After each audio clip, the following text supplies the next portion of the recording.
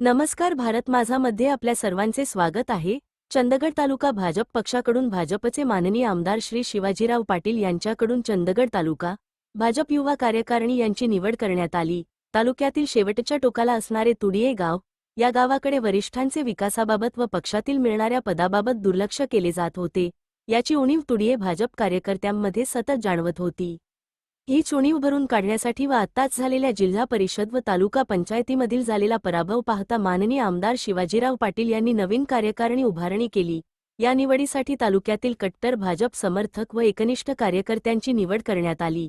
याप्रसंगी चंदगड तालुक्यातील युवा मोर्चा अध्यक्षपदी पंकज सट्टुपा पाटील कुर्तनवाडी व प्रमोद लक्ष्मण गुरव तुडिये यांची उपाध्यक्षपदी निवड करण्यात आली। या निवडीसंबंधी तुडियेमधील भाजप कार्यकर्ते व ग्रामस्थांच्या वतीने श्री प्रमोद गुरव यांचा सत्कार करण्यात आला। या सत्कारीप्रसंगी मळवीमधील भाजप समर्थक रामलिंग पाटील यांनी कार्यक्रमाची प्रस्तावना करत आलेल्या सर्व पदाधिकाऱ्यांचे शब्दसुमनाने स्वागत केले। त्यानंतर महादेव नार्वेकर सर यांनी आपले मनोगत व्यक्त केले।